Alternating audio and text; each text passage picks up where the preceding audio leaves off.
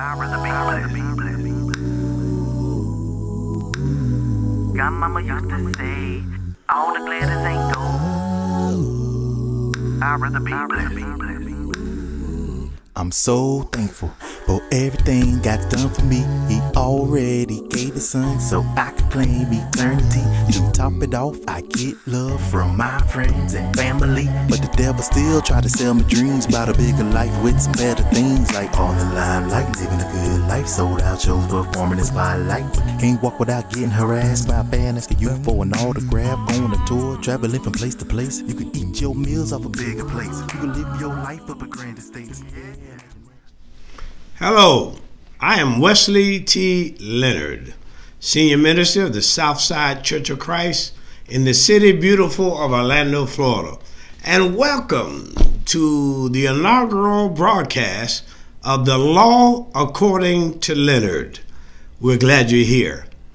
This is a broadcast designed to discuss informative and provocative issues that are pertinent and germane to our society, our environment, and indeed the Lord's church. We want to engage in things that will be helpful and beneficial and useful as you matriculate down the King's Highway. A little bit about myself. I've been here in Orlando almost 20 years. This congregation has grown from 12 people in 1999 to well over 350 today. Actually, at Southside, we have about 500 members, but every weekend, 200 of them get lost on their way to the building. I'm sure those of you in church land know exactly what I'm talking about. We have a motto at the Southside Church that we're first-class people in a first-class church serving a first-class God. We're first class, but we're not high class. Everybody is somebody, and only Jesus is everything. Our motto further is we're mediators and not gladiators. We edify, not crucify. We serve the needy and not the greedy. So if you ever find yourselves in Orlando, Florida, partaking of the nation's most populated attractions, please, ma'am, and please, sir, visit us at the Southside Church of Christ. This is the brainchild of our IT team here at Southside. Pastor, why don't you do a broadcast and have guests and discuss things that hopefully and prayerfully will encourage Christians and even draw non-Christians to hear the gospel, the glorious gospel of Jesus Christ. So that is why we are here. We hope you will be a regular listener and viewer of this broadcast. Hopefully you can leave with something that will help you be better men and women of God and people of God wherever you are. Hello, welcome again to The Law According to Leonard, our weekly or monthly broadcast of the Southside Church of Christ. We're here to pontificate upon, discuss provocative, informative issues in Christendom. Hopefully and prayerfully would help all of us enhance our walk down the King's Highway. Again, welcome to our show today. We feature two of our prominent members of our congregation and two leaders of our world-renowned song group, Revelation. Our directress, Sister Kelly Neal, her handsome husband, Brother Fred Neal. And by the way, not only are they faithful members of the Southside Church of Christ, and not only are they world-renowned singers, but they, as husband and wife, own Neal Appeal Hair Salon. So when you see this handsome preacher, all groomed and all dapper and debonair, sashaying and parlaying across the Southside Church of Christ and all across Orlando, Florida, Brother Fred Neal is responsible for that. His lovely wife also does female hair and is very, very, very good at what she does. So we're just fortunate to have them as our guests, and more importantly, fortunate to have them as members of the Church of Christ that meet at Southside, where I'm privileged to serve senior minister for the last 18 years. The purpose of them being here today is to discuss my new book, as many of you have heard by now, even some of you have purchased. It's a collaborative dual effort with Dr. Cleavon Matthews. It's called Unmasking the Satanic Attack Against Masculinity, What Both Men and Women Should Know. And we're going to focus and concentrate on chapter 13 of the book, We believe there's some pertinent information that would help us in male-female relationships, because I'm sure you know by now, even in the church, one of the major problems and obstacles we have is marital or relational issues. If we could somehow or another fortify our families, then our congregations would be better, and subsequently the world would be better.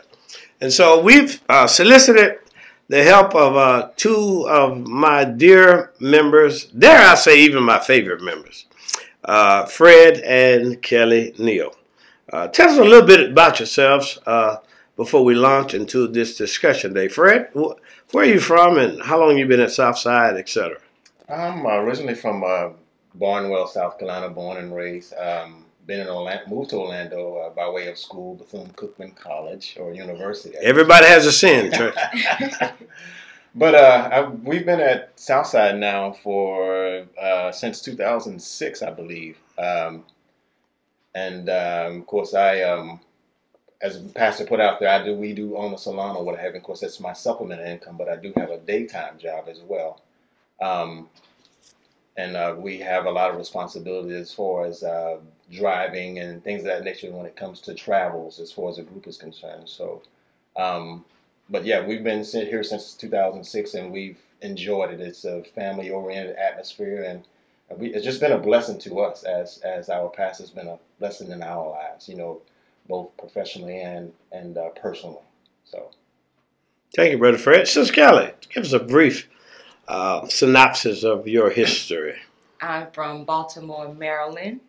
Like you said, we met at Bethune-Cookman, and I studied mass communication, so I did do some TV production, but Wow. I really loved hair. So, and my mama was like, "You're going to college," so this is what I studied that in college. But I had a basketball scholarship, so I had a free ride, and that's what I took up while I was there. But immediately after graduation, went straight to hair school, got my license, and been working at Neal Appeal.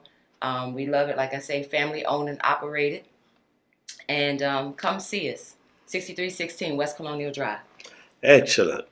And so you can tell these very busy people, full lives, but they're family. And at Southside, we accent family. We want to promote family. We want to fortify families and help them to become all that God would have them to be. The book I wrote with Dr. Matthews is designed to discuss things that are pertinent and germane to men, husbands, and there, even if I dare say, predominantly African American men. Chapter 1 talks about the satanic attack against Moses, and chapter 2, the bullseye on men's back from society and our culture, etc., etc. We talked about slavery and segregation, again, predominantly talking about the African American precinct and our experience. We also talked about how the church has been complicit in the attack against men. Some of the involuntary things we do and say has caused men not to be drawn to the church as they should be. But today we want to focus on chapter 13, and that focuses on things that men want women to know.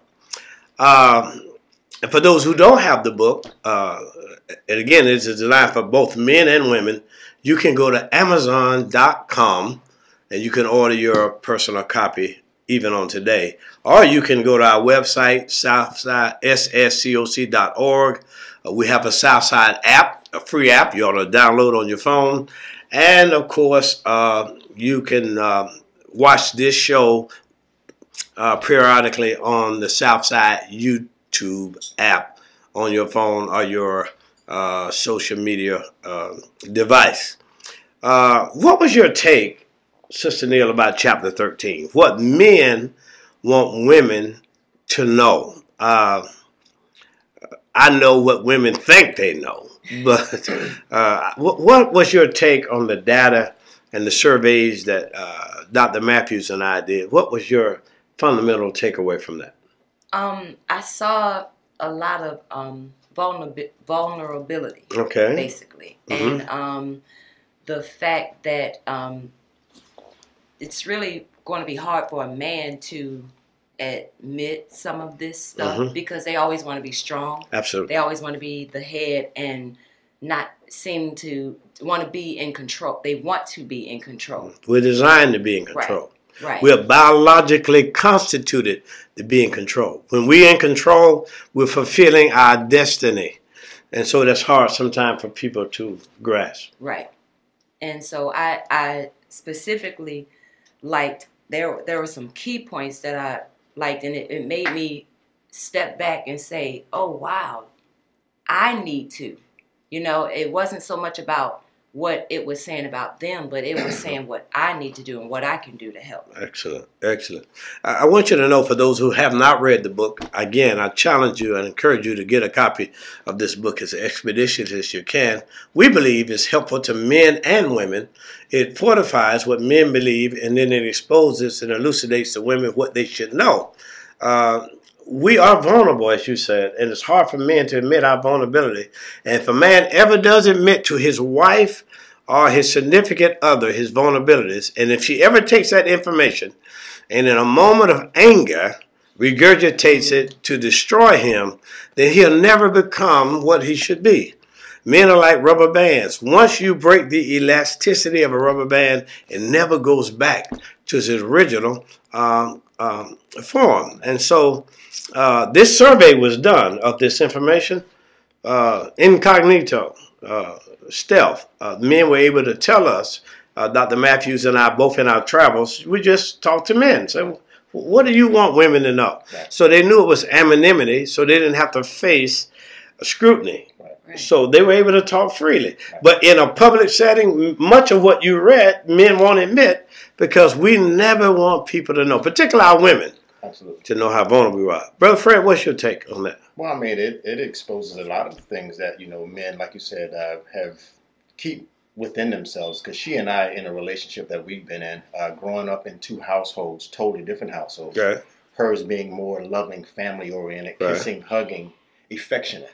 All right. And my end, on my side of it, we didn't have the affection was there, but it wasn't displayed, displayed, what happened. So she and I talked about this stuff, and it points out a lot of stuff. But I think expressing yourself in an affectionate manner, or what have you, kind of that's where my downside is, for lack of better terms, or what have you. So I've had some issues with that, you know, expressing how I actually. So you didn't grow up in an environment where that was openly displayed. Correct. And it's hard to display what you never saw displayed. Correct. And again, let's be careful never to judge our ancestors. I grew up in a loving, kind home with a mother and a father. My father's the greatest man I ever met. Okay, bar none. Right. But there was not a lot of public affection. Son, I love you. Son, absolutely, let me hug you. But he worked hard. He gave me work ethic. He gave me integrity. And he raised me in Christ. Absolutely. That's all I could ask. Right. But I determined I would not mimic that area. So my son and I, whose son's almost 33, we tell each other daily we love each other. I hug him. I kiss him. And even now with my grandson. You don't have to become what you go through. Right. You don't have to stay where you are. That's one of the challenges I'm having with Christianity right now, is that people want to be locked into a system or a way that's detrimental, because that's what we always done. Right. And what progress means, modernity of time, means that when you learn better, you do better. Right. It doesn't denigrate where you came from. It just enhances where you're going. And so it's interesting you say that, because we grew up in a generation of men that didn't display that. Absolutely. But you and I still got to step out of our comfort zone. Absolutely. Prayerfully and hopefully to display that to our wives, our children, and to other people who are significant in our lives. So the data you saw, what maybe was most interesting point that was made that you thought maybe surprised you, that a lot of men feel like women should know that they don't know? What was maybe one or two that jumped out at you? I'm not going to say surprised, but what I'm going to say that jumped out was it's important for me to feel wanted and needed. Mm-hmm. And I like that one a lot, because that's what I like. That, you know, so it was like, oh, it's a female trait. Like, yeah, that's the same thing. And I remember you said in a sermon a long time ago, if you want more of something, then you give more. Right. So if I feel like I'm not getting the attention, then I need to display more attention so that I can get it. Wow. And then I've also grown in my studying and everything. Like, if I would not focus on those things, my mom told me always, long time ago, seek ye first, seek ye first. You won't even see. Right. You know, she would instill that in me a lot. If you seek ye first, you won't even feel that you're missing these things that you think you're missing. So you found it interesting that was an area that you thought maybe was more of a female trait. Yes. But again, that's a part of the vulnerability. We don't want you to know that some of the girly stuff. Right. Because we never want to be able to say, yeah, that's girly. Like, to admit that I need affection and attention seemingly comes across initially as a female trait. But it's a indigenous, innate quality that all Homo sapiens have. Is that whatever we do in life, we want to be validated, affirmed, and reaffirmed, and valued and appreciated. I think men, for those who are listening tonight, I think all of us, for as men are concerned, want what we do to be recognized and appreciated. There's a section in this book called Women Need Love, Men Need Respect. Correct. That's all we want. We want respect. But I think women want that, but it's on a different level. Right. What jumped out at you, Brother Fred? Maybe it's one of the most interesting points that was raised in chapter 13. That one, it kind of jumped off because that's one of the things that she deals with. And like you said, it's kind of ironic that's one of those traits as to where it could probably go both ways from a man's standpoint and a woman's standpoint or whatever. But I think that fear of failure was one that kind of jumped out. You know, very interesting. Yeah. Me personally, growing up, and my dad always did things haphazardly and not really knowing what he was getting into. But we would do it like working on a car, for instance. You know, he didn't know everything about the car, what have you, but we would go and we would try, and we would fail. But that didn't stop him from trying again. So we would actually resort to other things or a different transmission or different motor or a different routing or whatever the case might have been, what have you, in order to get what we need to get accomplished or what have you. So that failure thing kind of stood out to me. I think most people are gripped by fear. And when you're gripped by fear, it keeps you from succeeding. Correct. Remember what Paul said to Timothy. God has not given us the spirit of fear, but power, love, and sound mind. It's interesting that successful people, not just men, lose the ability to be gripped by fear. I share with the church often, me moving here almost 20 years ago from a comfortable situation, a great profession, making good money, paid for a church of over 200 people, 11 acres of land. My father was an elder there. And to move down here to a congregation with approximately 30 people at the time in a school, basically starting over. My wife and I went through our savings, and she didn't have a job, and I'm making minuscule money. But what I've never been gripped by is fear of failure. Correct. You know, it either happens or it don't. Correct. And sometimes you're so confident in yourself and God. Okay, because I'm so crazy afraid to believe I can do all things. All things, absolutely. Not because I'm smart, not because I'm handsome. I am.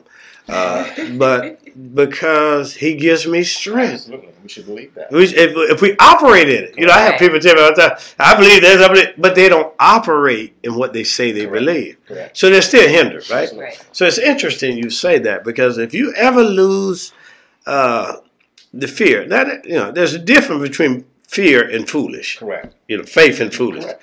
You know, I got faith, but I know I can't step off the Empire State Building. Correct. You know, that's foolish. Right. That's not faith. Right. You know, there's some things I am fearful of, but failure is not one of them. Because when you fail, you get to try again. Absolutely. Yeah, there's no such thing as permanent failure. Absolutely. Okay, I think most of us in Christendom can testify to that. So we've been trying to, you know, discuss things. We're hoping it provides an avenue of discussion, right, between husband and wives, men and women, young people, old people, because I do believe fundamentally, if men could be validated, if men can be substantiated, if we get the head of the family right, I still believe men are the head. Absolutely. That's God's way. Absolutely. Okay, and I know we live in a unisex society. I know there's a lot going on. Sexual harassment. What can you say and not say to a woman? But if we get men raised, trained, right, operating in the spirit of God and not in the spirit of fear, I believe the church and the world would be a better place. Certainly the home would be a better place. Yeah. It's been my distinct privilege and pleasure today to have Fred and Kelly Neal as our guests on the Law According to Leonard, our broadcast designed to discuss biblical spiritual issues that are sometimes provocative, always informative, with the Leonard slant on it. I want to remind everybody, this is not some broadcast designed to say that I know or we know everything. But we do know some things. Right. And for those who may not agree with the slant of the program, get your own show. Because this is the Law According to Leonard. Thank you again, Fred and Kelly. We look forward to you being with us on our next broadcast. And I want you to remember to go to sscoc.org. That's our website. Please download our free app, Southside Church of Christ Orlando. It's a free app. Go to your Google store. Download it on your electronic device. Please watch us and get information about us on Facebook. And we have a YouTube channel, Southside Orlando. Watch us again. Take care. Chabella. Godmama used to say, all the glitters ain't gold. I'd rather be blessed. One of the things we want to do also today, since we have two of the best singers in our fellowship, and arguably, in my humble opinion, probably the entire nation, Fred and Kelly Neal. Kelly, would you give us a few bars of a favorite melody, secular or Christendom, that will postulate and salivate the palate of our audience today? Because I want them to hear what I get to hear on a regular basis. Give us a few bars. What song you think, Pastor? Well, let the Spirit, let him use you. Let the Spirit guide you. Yeah. Won't he do it? Won't he do it? Yeah, he'll do it. Okay. I try to incline my heart to hear the word of God, but the noise of life can drown him out. That's enough. That's enough. Now you got to get over to the Southside Church of Christ so you can hear and see Fred and Kelly on a more regular basis. I also wanted to mention that they are a Camera Award-winning group, which is the highest musical award in our fellowship. They've been nominated and have received numerous, including Best Group Award on several occasions. So glad to have them today on our show. Can I say something? You can say whatever you want. Your haircut really looks nice. I think I said that earlier, right? Y'all remember me saying that? That this good-looking man. Now, you do need to know that Fred does a phenomenal job, not only me, but a lot of men. But I bring him a good starter kit. Absolutely. Okay? He can't make nothing from nothing. I brought him something, he made it better. So he does make me look good. Isn't that wonderful? You want to look like this, brothers? Get over to Neal Appeal. What's the address again? 6316 West Colonial Drive. Don't come looking for no hookup either. Pay the man, okay? I'd rather be blessed. Godmama used to say, all the glitters ain't gold. I'd rather be blessed.